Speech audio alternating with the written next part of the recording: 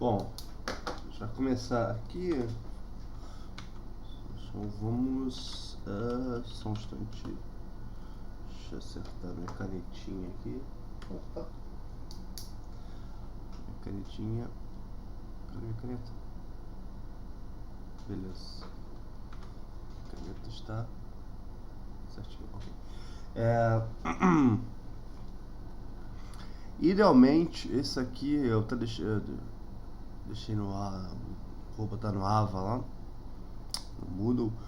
Esses idealmente seriam os tópicos que de maneira top-down, né? De maneira os tópicos principais, né, a serem abordados numa letiva de algoritmos distribuídos. É claro que dentro de cada um você vai ter subtópicos. Aqui, por exemplo, nessa questão de corretude, eu já listo alguns subtópicos, que aí é que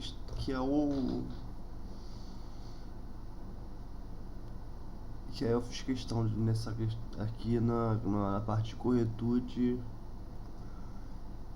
deixar já botar nessa lista subtópicos para pelo menos para me lembrar de pelo menos dar uma passada nisso aqui, tá? Mas isso aqui é o que seria ideal, não o que no fim das contas a gente consegue aprender direito, né? Ainda mais num período online, assim, sem tanta interação e sendo uma eletiva, não só sendo uma eletiva, mas como sendo uma optativa, né? Uma optativa para a qual foram quebrados vários pré-requisitos para que a maioria da turma pudesse entrar, né? Fazer essa eletiva.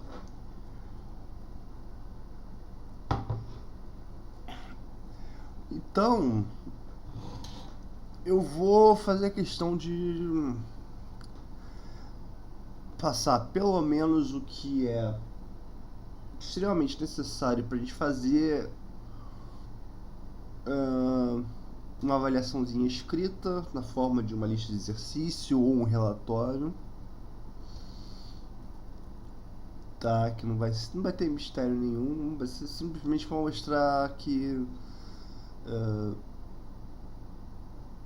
você entendeu esse outro mundo aqui, de algoritmos distribuídos, ao contrário de algoritmos sequenciais, né? Que é o que você vê sempre. Então, por exemplo, a questão da corretude, como é que você prova que um algoritmo distribuído está correto?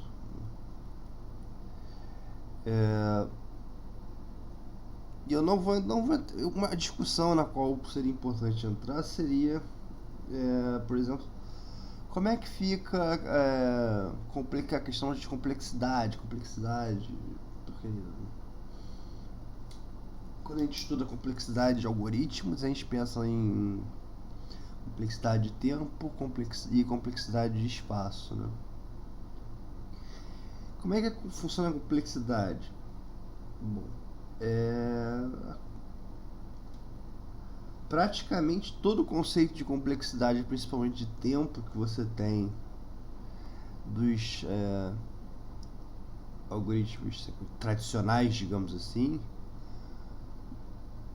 vai sumir, né? Quer dizer, vai deixar de ser tão útil. Porque no algoritmo distribuído justamente você tem o que? Etapas do algoritmo executando de maneira concorrente. Tá? Então fica não é simplesmente uma questão, por exemplo, a complexidade de tempo do algoritmo é o número de passos que tem que ser executados. Não. Porque você pode ter passos que podem ser executados em paralelo. Né? E é justamente isso que a gente vai falar, que a gente vai introduzir nesse primeiro tópico aqui, que é ordem parcial. E se vocês lembrarem aqui do nosso exemplozinho,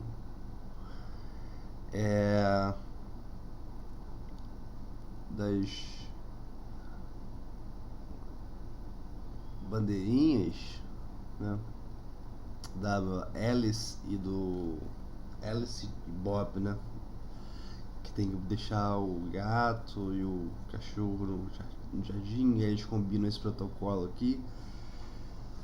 E aí eu tinha deixado como exercício formalizar isso aqui num texto, né, de uma forma de um algoritmo, e provar, por exemplo, que não é starvation free.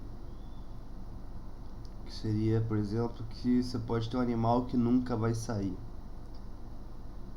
que nunca vai utilizar esse recurso compartilhado que é o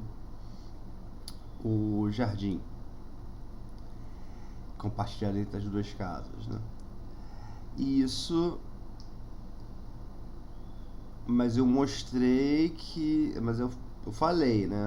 Eu deixei como exercício formalizar isso textualmente.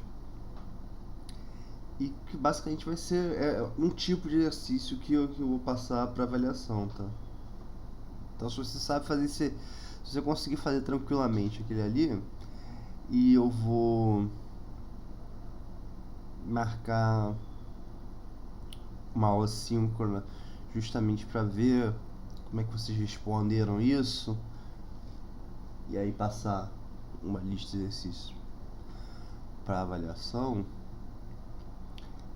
Se você conseguir fazer aquilo ali, mostrar direitinho numa prova formal que aquilo ali não é starvation free, você está provando que você está provar que não é starvation free, que garante exclusão mútua, né, que eu vou definir aqui o que é formalmente. Mas você provar, se você disser que garante exclusão mútua, mas não é starvation free, e aí você pode dizer também, não é, não tem deadlock também.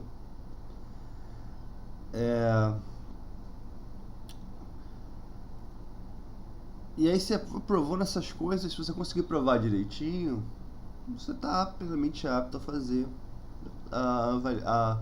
essa parte da avaliação, que é simplesmente demonstrar corretude ou propriedades de algoritmos distribuídos, tá? Mas vamos lá, a primeira parte, o que é a ordem parcial? Eu vou, nesse vídeo, eu vou falar só dos desdobramentos de ordem parcial e dos desdobramentos de ordem parcial, tá?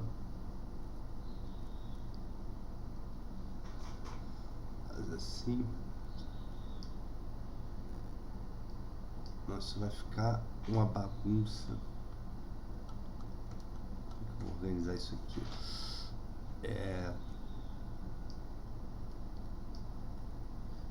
Já sei, vou fazer o seguinte.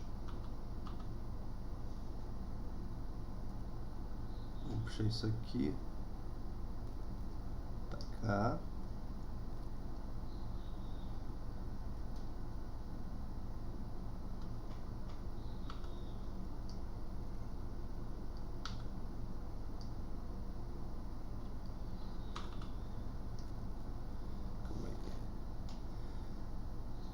E eu puxo aqui ordem parcial. Tá. Se precisar ajeitar, depois eu ajeito. Tá, ordem parcial. Vamos falar de ordem parcial.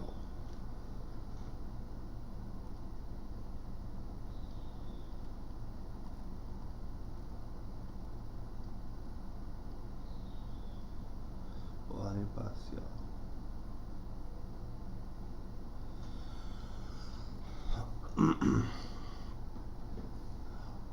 Bom, definir ordem parcial, a definição é simples.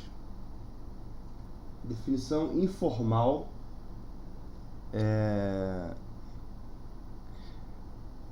direta e a formal é quase tão simples quanto a informal.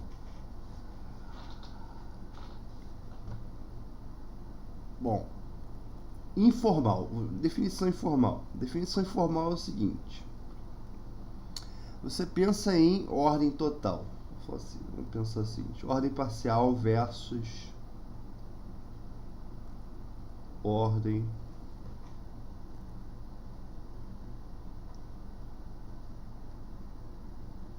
total.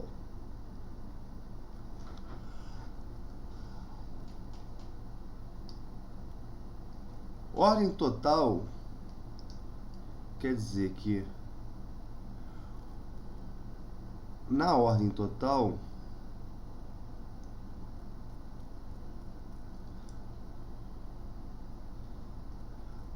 para todo elemento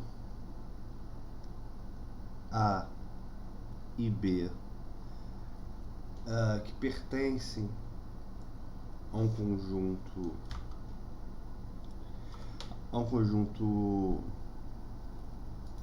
C, por exemplo, né? Acho que vou botar um texto aqui, não é melhor?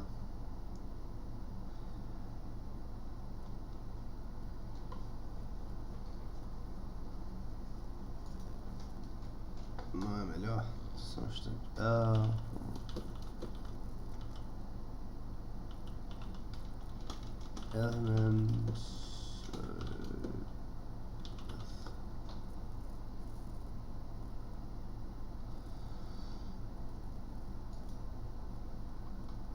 Tá, faz o seguinte.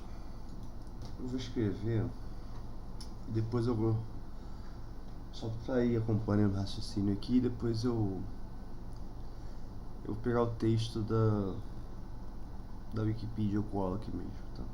Para ficar legível. Bom, para todo elemento A e B pertencente ao conjunto C, você tem que A menor que B. Na verdade, A menor ou igual, tá? Mas o igual pode ficar separado. Então, A menor que B, A maior que B,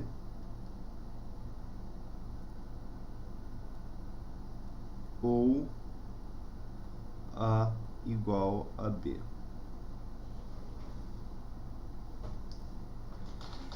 Isso aqui é ordem total.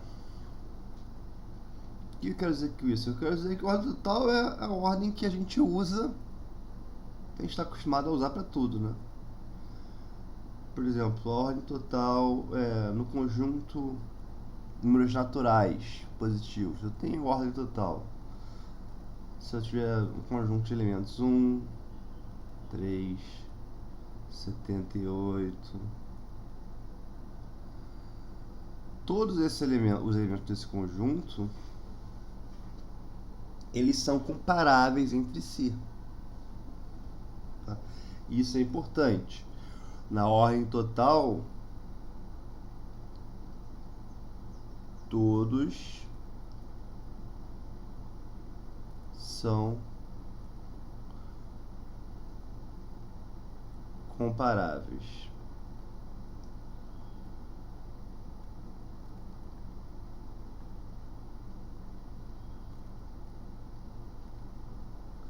Isso aqui é importante sobre a ordem total. Todos são comparáveis. Seja com menor, maior ou igual. Quando eu venho para a ordem parcial,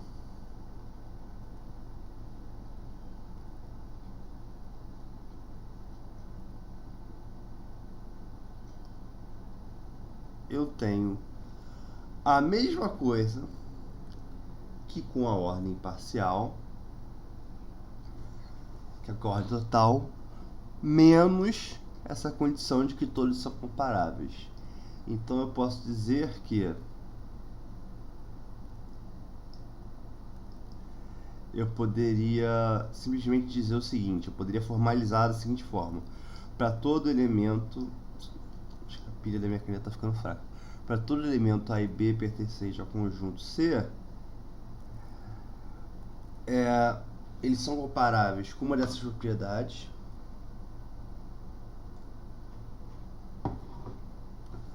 Não.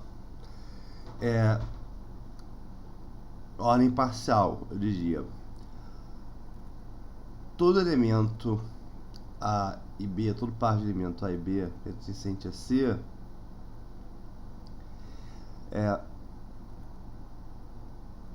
uma dessas propriedades é verdadeira ou eles não são comparáveis. Estou simplesmente tirando a propriedade que todos são comparáveis. Eu poderia escrever isso de outra forma, tá? Poderia escrever isso assim, ó.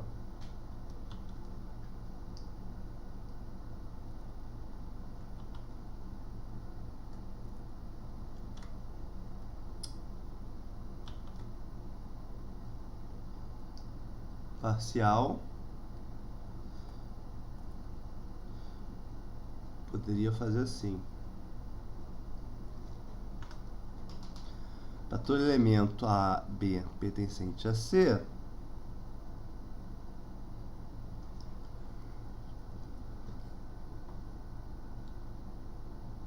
ou... E essa definição é uma definição que eu acho que...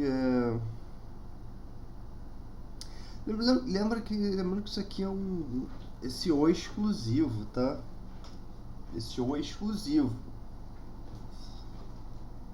Ou exclusivo, tá? Claro, eu não posso ter A menor que B e A maior que B. Não. Tá beleza? Esse O aqui é exclusivo. Deixamos claro isso.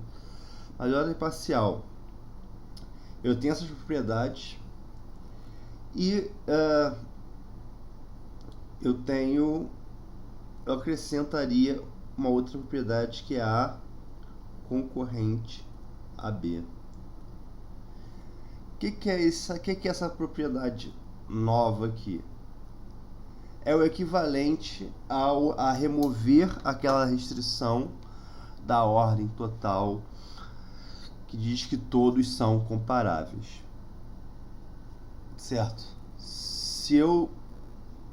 Calma aí. O que está acontecendo com o meu...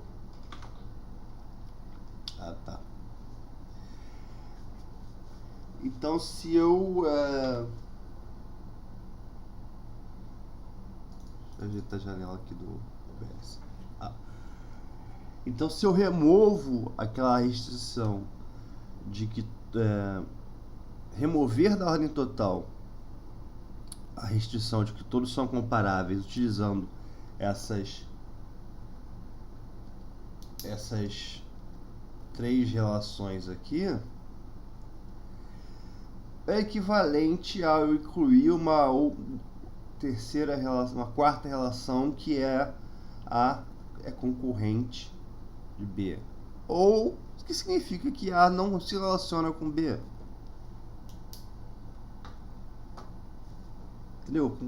Bom, isso é uma definição tanto quanto informal, mas está muito próxima de uma definição completamente formal. Para uma definição completamente formal,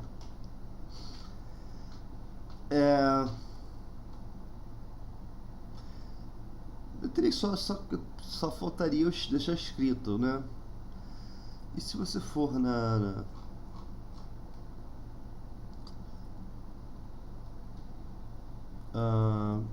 e falta... tá certo.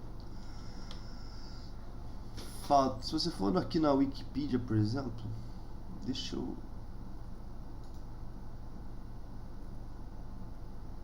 abrir... Não. Calma aí. Deixa eu abrir uma...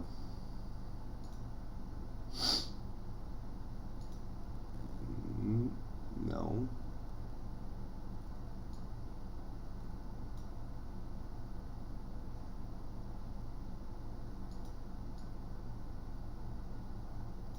aqui.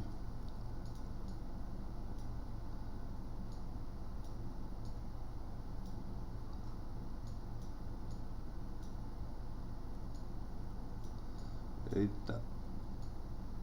O que eu fiz? Ai, não tá. Perdi essa configuração.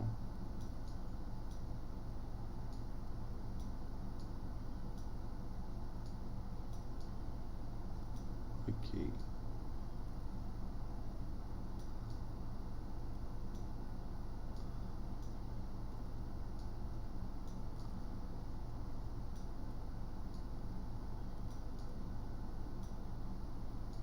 Calma aí.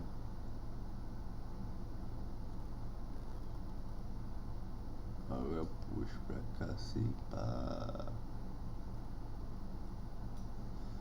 Beleza. Então, você vai na... Botou errado. Na Wikipedia ou no livro. Não, no livro não tem essa definição de ordem parcial, mas ele usa. Enfim.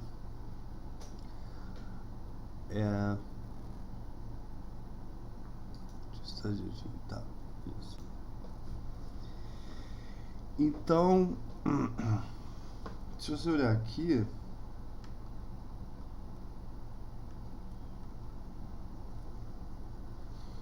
na definição de ordem parcial, de ordem total, bom, você tem as regras, ele está usando menor igual e maior igual, tá? Mas ele já na definição ele inclui também as propriedades. A reflexiva é porque está usando menor igual, tá? Mas reflexiva seria, por exemplo, na forma como a gente escreveu aqui, propriedade que a gente escreveu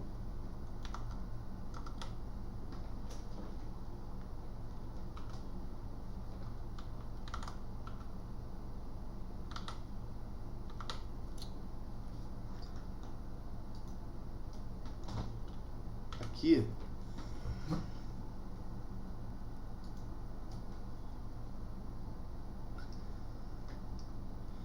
reflexiva seria, a propriedade reflexiva seria A igual a B, se A igual a B, então B igual a A, tá? Isso é a propriedade reflexiva.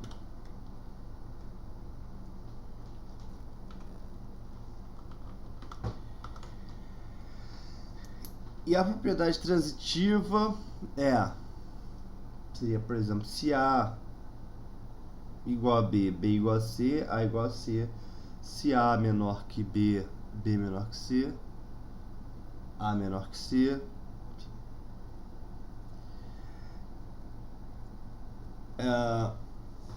A antissimétrica, no nosso caso em que a gente não está usando o menor igual, a gente está usando só igual,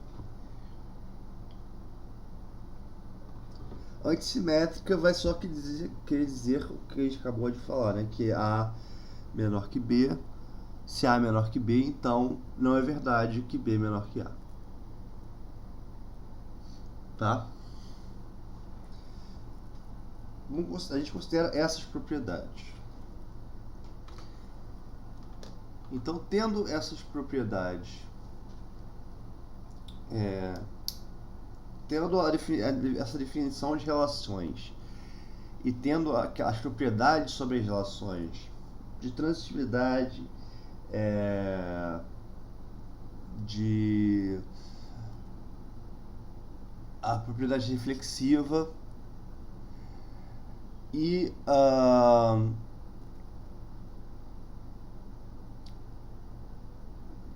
dissimetria é óbvia, né? A menor que B implica que não é verdade B menor que A. Mas vamos focar nessas duas primeiras, na transitividade e na transitividade. A transitividade vai ser a mais importante, tá? Mas com essas, estabelecendo essas relações e as propriedades delas, você tem a definição formal de ordem total. E aqui na ordem parcial você continua com as mesmas propriedades, as relações de mesma propriedade da ordem total, só que com o detalhe de que nem todo elemento, nem todo par de elementos é composto por elementos comparáveis. Então você pode ter A, como a gente vai chamar, concorrente de B. E aqui você é reflexivo também, tá? B concorrente de A.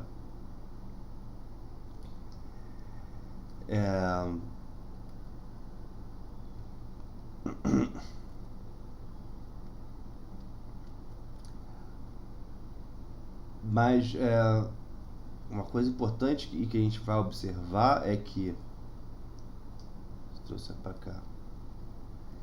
Eu não tenho transitividade aqui na concorrência, tá? Se eu tiver, por exemplo, A concorrente de B e B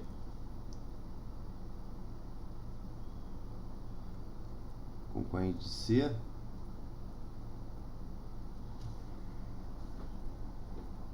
isso não implica a concorrente de C, tá? Você pode ter, sim, uma relação entre A e C, mesmo A e B não sendo concorrentes.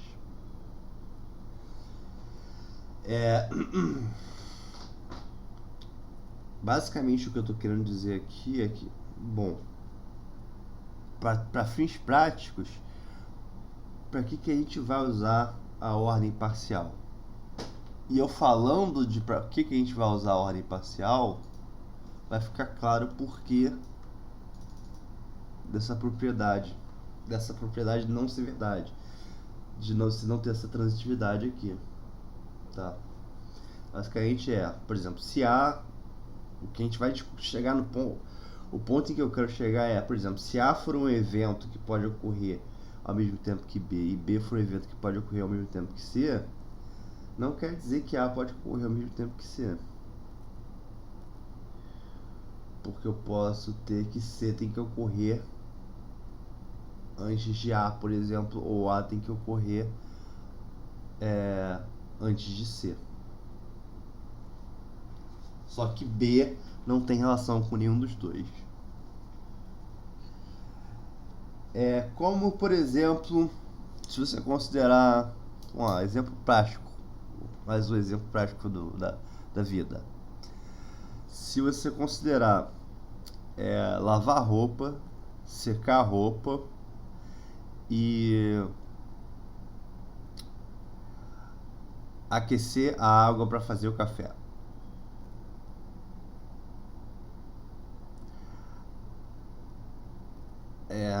Aquecer a água para fazer o café não tem relação nem pode ser concorrente com lavar roupa e com secar roupa, mas lavar roupa não pode ser concorrente com secar roupa.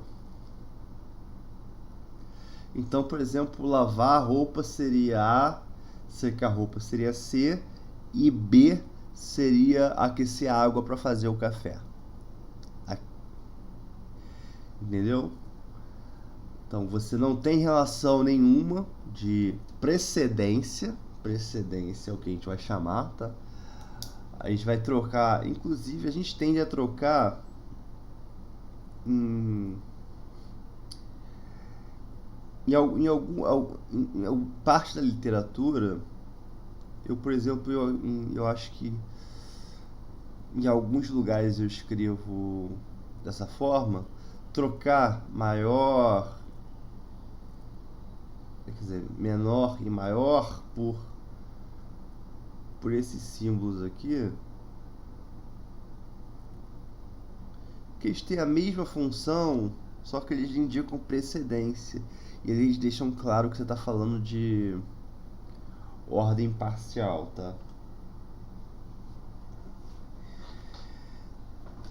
Bom, tá. Então, definir que ordem parcial.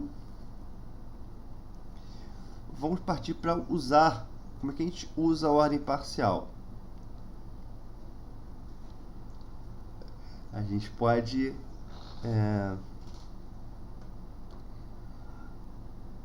fazer justamente o exemplo que a gente tinha aqui. A gente tem o nosso conjunto, vamos chamar nosso conjunto de tarefas, né? Vou falar assim. Tarefas. Tá. Você tem as suas tarefas, que são lavar roupa,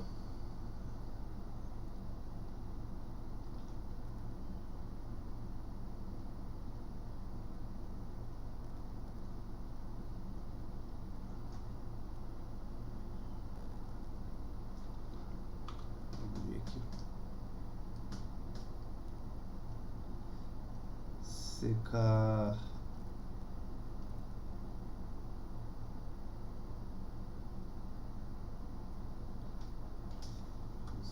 roupa, aquecer água,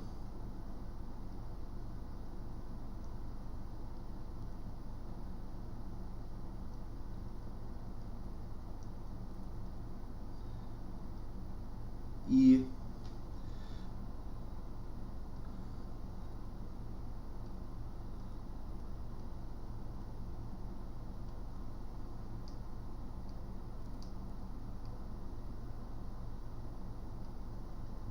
secar roupa.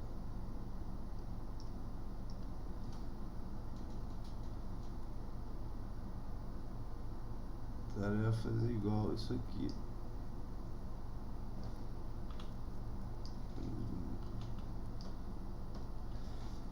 E eu vou chamar simplesmente de A, B e C, dá cada um desses, para ficar mais fácil, tá? Lavar roupa é A, aquecer água é B e secar roupa é C. E aí o que eu acabei de explicar é o seguinte: A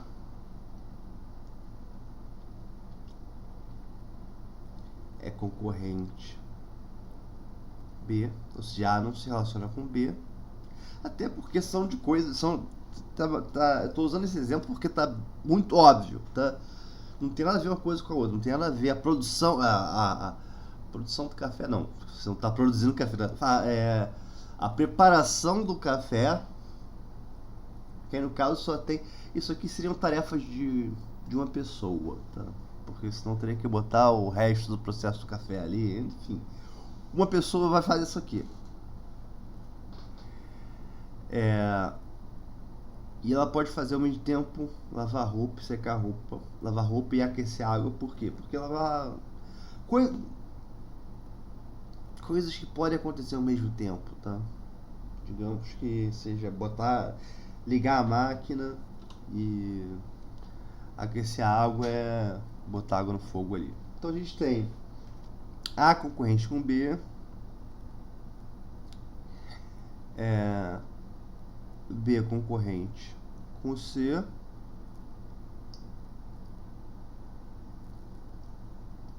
e a gente tem também A precede o C. Porque eu tenho que lavar antes de secar. E aí a gente entra numa forma de representar isso aqui que é algo que é a forma como normalmente você representa esse tipo de relação, e que graficamente, né, através de um grafo direcionado, e que te ajuda muito tanto a visualizar quanto a analisar propriedades e provar propriedades. Então, num grafo relacionado, num, num grafo de dependências, que a gente vai começar com grafos, com os DAGs, né? Com grafos dirigidos acíclicos. DAG em inglês, tá? Directed Acyclic Graphs. Você simplesmente, o que você faz é, se deixa eu botar uma definição para o grafo de dependência aqui.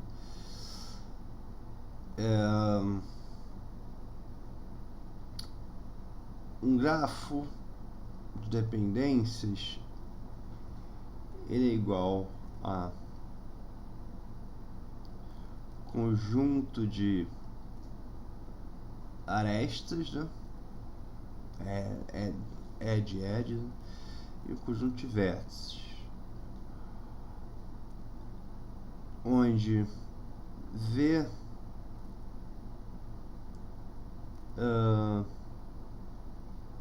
está contido no conjunto C que você quer, tá? Que seria tarefa, por exemplo. E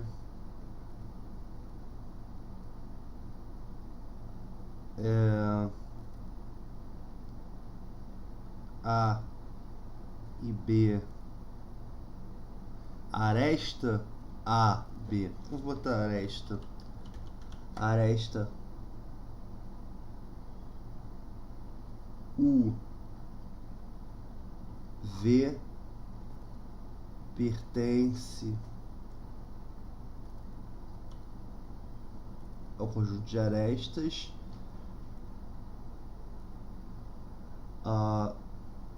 C e somente C, assim, C e somente C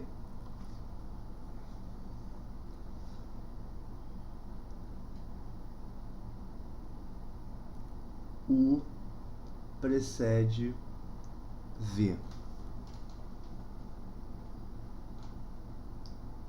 tá? Assim que a gente vai formalizar a criação desse grafo de dependências. Então, para aquele caso ali, o grafo de dependência fica, a gente tem os vértices A, que é lavar roupa,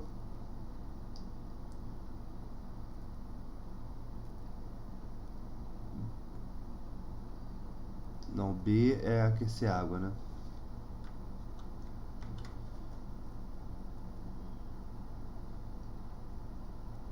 B que é secar a água,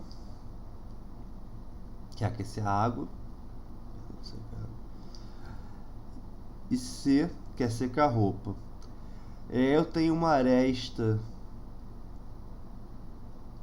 dirigida de A para C, indicando a precedência de A para C.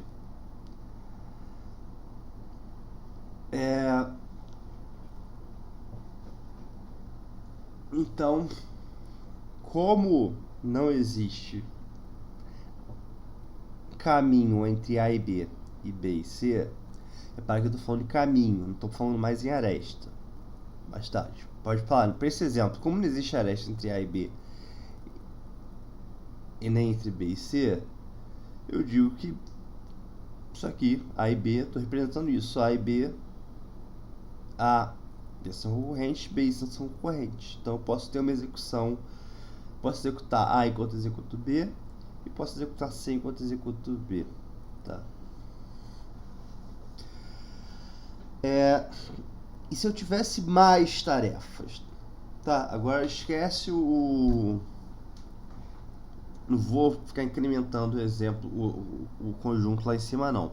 Suponha que eu tivesse uma tarefa D. E aí nessa tarefa D eu tenha essas dependências aqui. essa aresta aqui, o que ela quer dizer é que B tem que acontecer antes de D, e essa daqui ela quer dizer que C tem que acontecer antes de D, e essa daqui ela quer dizer que A tem que acontecer antes de C.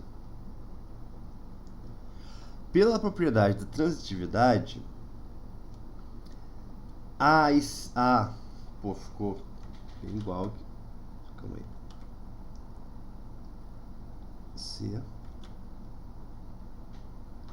Pela propriedade da transitividade, se A precede C e C precede B, eu tenho que então A precede D, né?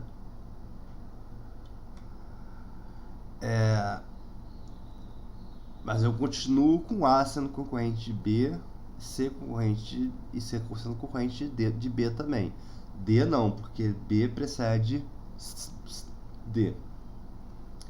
Mas pela transitividade eu tenho que A precede D. Então eu digo que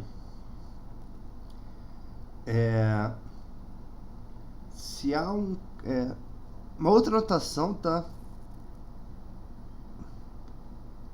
Essa daqui, por exemplo. Uma outra notação equivalente, que eu acho que é essa que eu uso mais. Por exemplo, A precede C é equivalente a essa notação aqui. A, seta para a direita, C. E essa notação aqui fica mais clara porque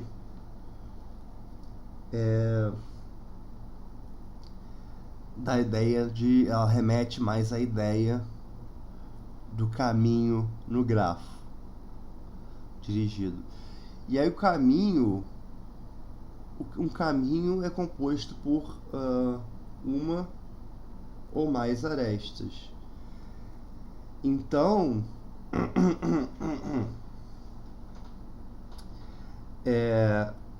o que eu tenho aqui no fim das contas é que A precede D. Então o que eu digo é que um elemento precede o outro se há um conjunto de se há um caminho no grafo, tá? Definição informal. Se há um caminho no grafo entre os dois vértices. Então, definição formal seria algo do tipo: U precede V se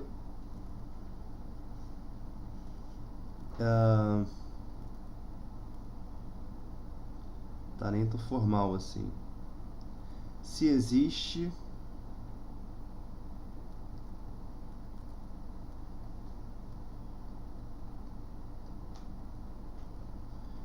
um conjunto de arestas L',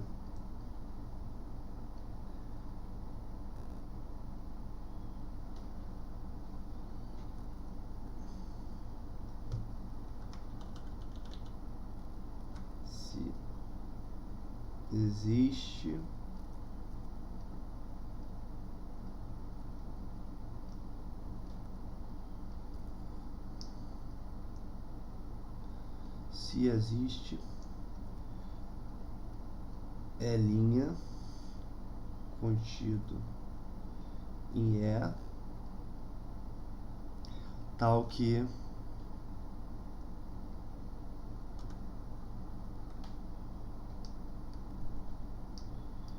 L' contido em E,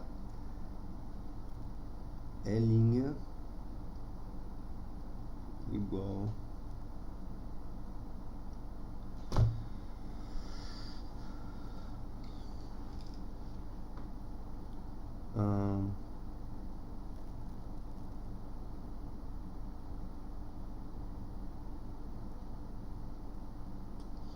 vou formalizar isso. Um caminho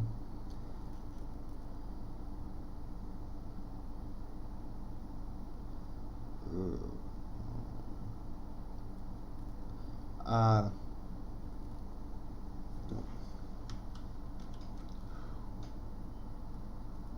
o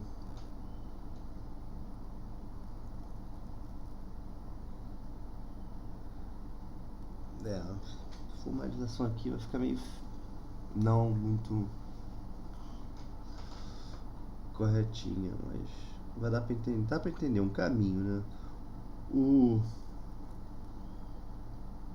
K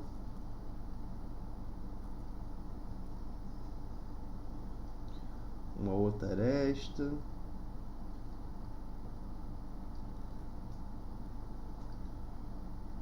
ponto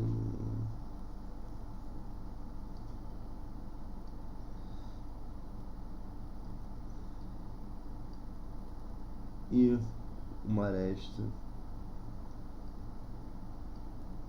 para ver.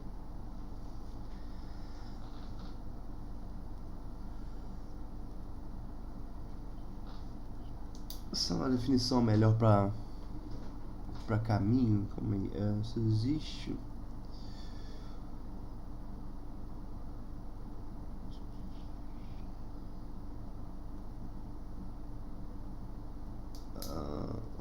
o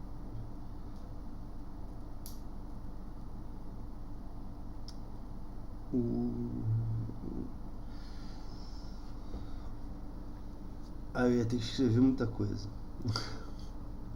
Então, se você quiser a definição formal de caminho, é só consultar na Wikipedia. Se U e V estão conectados num grafo dirigido, tá? Nessa ordem, de U para V. Você tem que ter um conjunto de arestas que te leve de U para V. Essa é a ideia que eu tô querendo passar aqui, mas ela tá bastante informal ainda. Eu teria que ter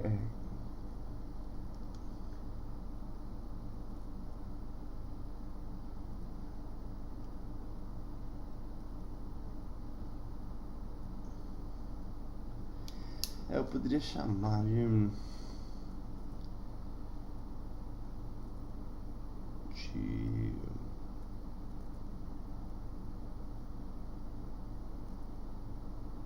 XZ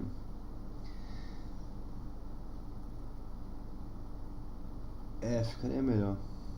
Botar aqui X0, X1, X2, né? XN menos 1, Z. Mas enfim, não vamos perder tempo.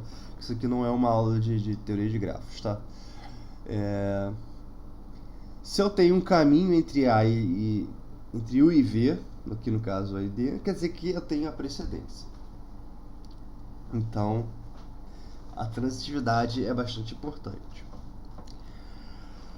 E quando eu falei a respeito de como é que fica a complexidade estuda a complexidade de tempo no algoritmo distribuído.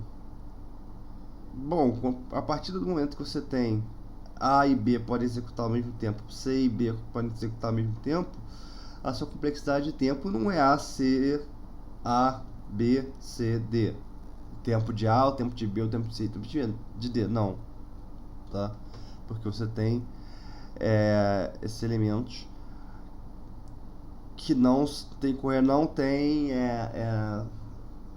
precedência entre eles, que pode ser representado usando também, ao invés de usar aquelas duas barras verticais, pode ser representado usando a setinha também, dessa forma, tá?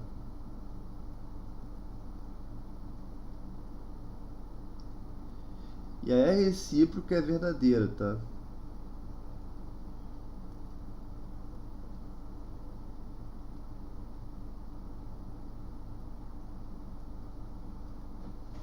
A recíproca é verdadeira.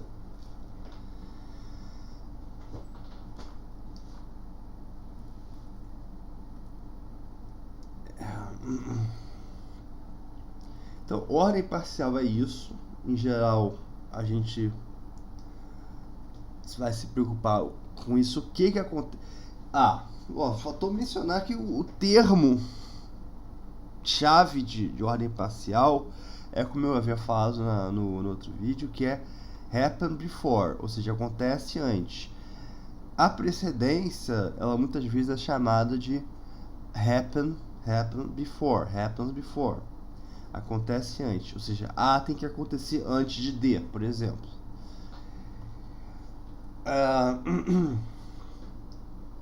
Então, voltando para o nosso caso aqui, vamos tentar como vocês podem usar para esse exercício, que é formalizar aquele algoritmo ali. Primeiro você escreve o algoritmo, né? Depois você vai provar que ele garante que ele funciona. O que ele funciona?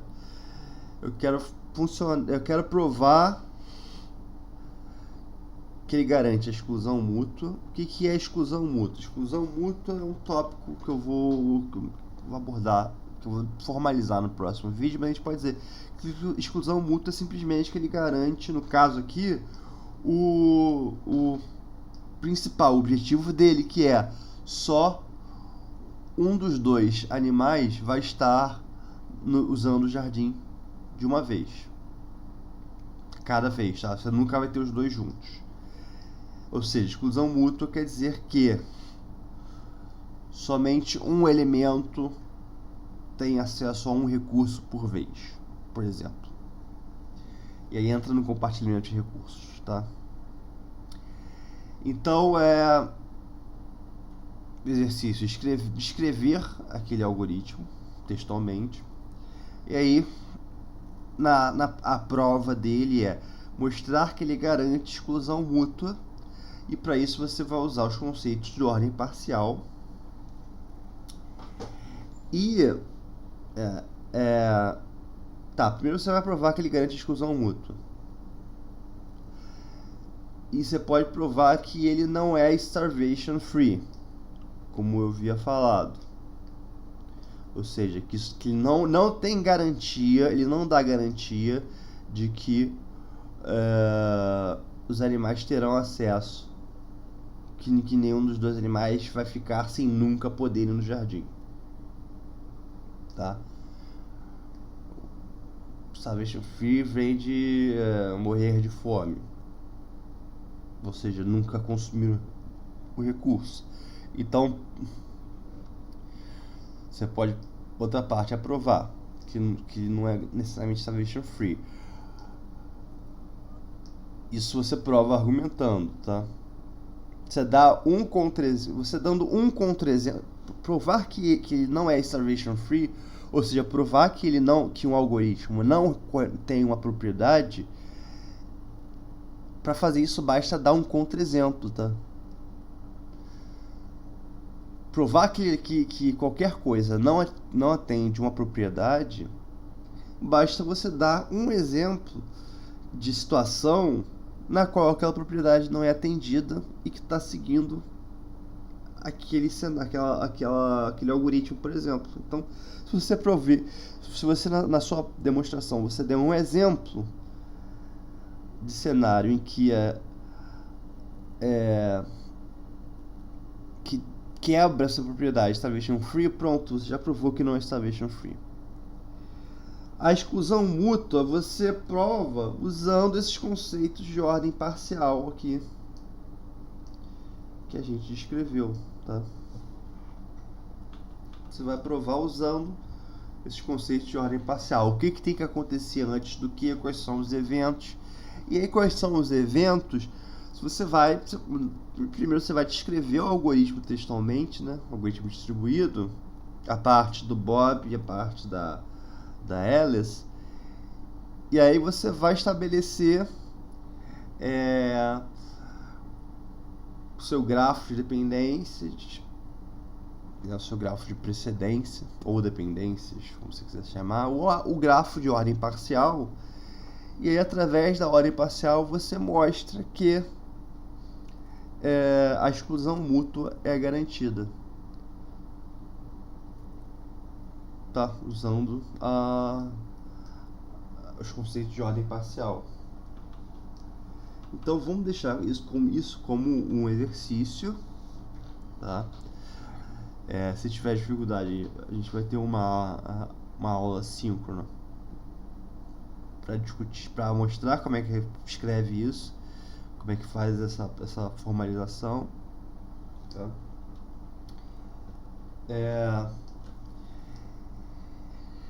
E aí depois, no próximo vídeo eu vou querer falar de deadlock,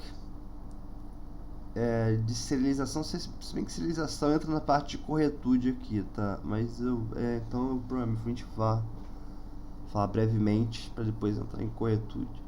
Eu vou falar de deadlock, e aí eu vou entrar numa outra parte de ordem parcial, que seriam mecanismos, que aí já é para mecanismos que você pode, ferramentas que você tem para desenvolver os seus algoritmos, mecanismos para garantir ordem parcial em sistemas distribuídos, ou seja, em algoritmos distribuídos. Isso vai ser o mais importante, por exemplo, para vocês fazerem o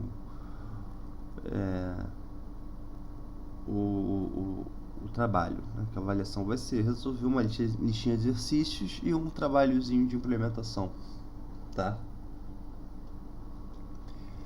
Então no próximo vídeo eu vou ainda vou lançar mais um vídeo, mas vou deixar marcado para semana que vem já uma aula de dúvidas síncrona, tá? Então no próximo vídeo eu vou vou dar uma passada nesses temas e aí entrar nos mecanismos que você pode adotar para garantir ordem parcial, tá?